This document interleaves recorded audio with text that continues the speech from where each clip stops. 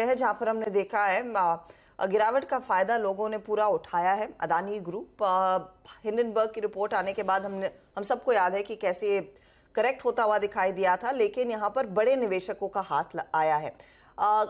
In fact पिछले हफ्ते ही हम चर्चा कर रहे थे कि कैसे GQG ने बड़े पैमाने पर इस पूरे ग्रुप पर दांव खेला। लेकिन सिर्फ GQG ही नहीं, दरअसल रिटेल निवेशकों ने भी पिछले 6 महीनों में अदानी ग्रुप के शेयरों में खरीदारी की है और रिटेल की शेयर होल्डिंग लगभग 2 गुनी होती हुई दिखाई दी है। सुमित हमारे साथ है उस डेटा पॉइंट को लेकर। सुमित, बड़े निवेशक ही नहीं, या तो रिटेल को भी पसंद आए हैं स्टॉक्स? रिटेल ने भी बहुत अच्छे से हाथ साफ किया, या फिर ये कह लें कि शायद एवरेज की होगी हायर लेवल से टूटने के बाद। लेकिन अदानी समूह के अंदर रिटेल शेयर होल्डिंग में एक बड़ा बदलाव होता हुआ दिखाई पड़ा है और रिटेल ने काफी ज्यादा बेट किया है इस सेक्टर के ऊपर, इस ग्रुप के ऊपर और इस ग्रुप की अलग अलग कंपनीज के ऊपर भी। 6 महीने में जो रिटेल शेयर होल्डर्स है, रिटेल शेयर होल्डर उनको कैटेगराइज किया गया एक्सचेंज में जिनकी 2 लाख के आसपास तक की लिमिट्स होती हैं। उस एक्सचेंज कैटेगरी के हिसाब से रिटेल शेयर होल्डिंग ने अपनी होल्डिंग को दोगुना किया है।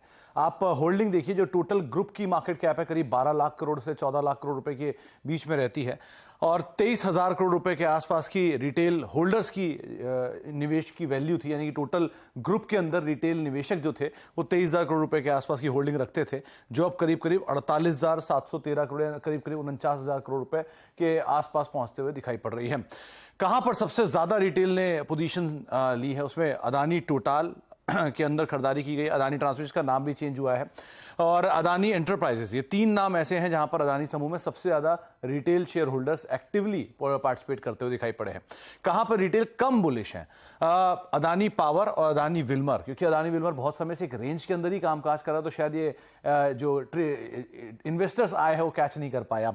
इसके अलावा अदानी पावर भी, यहां पर भी बहुत ज्यादा मूव नहीं, लेकिन हाँ नंबर्स के अंदर एक बड़ा बदलाव आता हुआ दिखाई पड़ा है। करीब करीब एवरेज 44% के आसपास बीते 6 महीनों में इस ग्रुप के अंदर मूव आता हुआ दिखाई पड़ा है। ये मूव कैसे 44% है एवरेज, वो अब आप एक एक करके सबका ब्रेकअप देखेंगे। जहां पर अदानी एंटरप्राइजेस 94% चला, अदानी ग्रीन एनर्जी 97% चला, अदानी पोर्ट करीब करीब 54% के आसपास बीते 6 महीने में चल चुका है। अदानी पावर 126% का मूव, अदानी ट्रांसमिशन 26%, इसका नाम भी बदला, और अंबुजा सीमेंट 37% का मूव और ACC करीब करीब 14% का मूव यहां पर आता हुआ दिखाई पड़ा। साथ ही साथ NDTV, Adani Wilmer, Adani total, इसमें अदानी टोटल भले नेगेटिव रहा लेकिन अदानी विल्मर और बाकी शेयरों के अंदर खरीदारी आते हुए दिखाई पड़ी। ये इंडिविजुअल कहां पर शेयर होल्डर्स के अंदर बदलाव आया है रिटेल में। रिटेल शेयर होल्डर जहां 2.5 लाख के आसपास थे, वो अब बढ़कर रफली 6.5 लाख के आसपास पहुंच गए हैं अदानी इंटरप्राइजेस में। ये number of retail share holders हैं। रिटेल शेयर होल्डर जहां अदानी ग्रीन में 385 थे, वो अब 681 के आसपास आ गए हैं। यहां पर भी बड़ा ड्रास्टिक जंप आता हुआ दिखाई पड़ा। अदानी पोर्ट में 7 लाख के आसपास के रिटेल निवेशक थे, अब वो 10 लाख के आसपास पहुंचते हुए दिखाई पड़े हैं।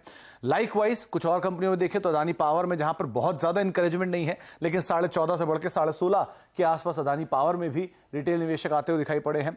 अदानी टोटल में एक बड़ा ड्रास्टिक जंप है, 1.5 लाख के आसपास के रिटेल निवेशक होते थे, अब वो 4.5 पौने 5 के आसपास, 4.5 लाख के आसपास पहुंचते हुए दिखाई पड़े हैं। और अदानी ट्रांसमिशन में भी एक बड़ा जंप है, जहां पर 1.5 लाख के आसपास से रिटेल निवेशक जो बढ़ के 4.25 लाख के आसपास पहुंचते हुए दिखाई पड़े हैं। हालांकि अदानी विल्मर में इतना बदलाव नहीं है, पहले भी 10 लाख रिटेल निवेशक थे और अभी भी 11-11.25 लाख के आसपास के रिटेल निवेशक यहां पर दिखाई पड़ रहे हैं। ACC ये भी क्लोजली हेल्ड है, तो यहां पर भी बहुत बदलाव नहीं, 1.25 लाख के आसपास था, वो 1.5 लाख हुआ। अंबुजा में 4.5 लाख थे, वो 6 लाख के आसपास अब रिटेल निवेशक पहुंचते हुए दिखाई पड़े। और लास्टली NDTV के ऊपर अगर नजर डालेंगे तो वहां पर भी कोई खास बदलाव नहीं, 0.64 से बढ़ के 0.86 है। तो कुछ जगहों पे रिटेल निवेशकों के, लेकिन ओवरऑल पूरे ग्रुप के अंदर जो रिटेल निवेशक हैं उनकी पसंद काफी बड़ी है और बहुत ज्यादा एक्टिव पार्टिसिपेशन अब रिटेल की तरफ से यहां पर देखने को मिल रहा है। जी हाँ, सुमित शुक्रिया आपका। और ये एस्टेब्लिश करने की कोशिश की गई है, इनफैक्ट ये पिछले 4-5 दिन से अनुजय मैंने काफ़ी डिस्कस भी किया है। देखिए, एक तो कुछ बड़े नाम फंड्स इसमें सब्सटेंशियल स्टेक पिक कर चुके हैं, दूसरी बात रिटेल इन्वेस्टर्स का कन्विक्शन है। आशीष, मुझे याद आता है आपने अदानी पोर्ट्स पे काफ़ी स्ट्रांगली कन्विक्शन अपना जाहिर किया था, ये शायद मेरे ख्याल से आपके PMS में इंक्लूड भी किया गया है। आपका व्यू, आपने इस सभी तथ्यों को सुना, अदानी ग्रुप के स्टॉक्स पे आपने लोअर लेवल्स में क्या ऐड किया है और अभी भी आपकी कन्विक्शन लिस्ट में क्या अपीयर होता है इस ग्रुप से?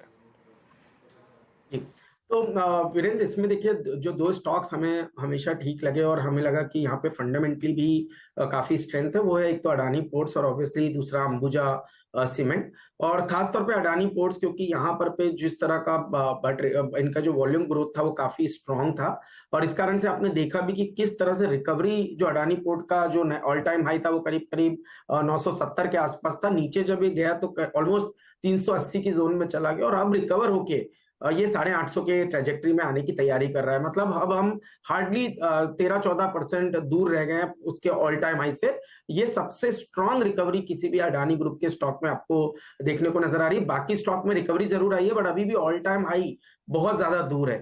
तो हमें लगता है कि ये स्ट्रेंथ बताता है कहीं ना कहीं इस कंपनी के फंडामेंटल इसकी, और इसकी वजह से हमें लगता है कि आज भी जो सबसे टॉप पिक रहेगी वो अडानी पोर्ट रहेगी, जहां हमारा मानना है कि सबसे जल्दी नए ऑल टाइम हाई बनेंगे और स्टॉक कहीं ना कहीं 1100 से 1200 की ट्रेजेक्टरी आने वाले 6 से 9 महीनों में दिखाता हुआ नजर आएगा।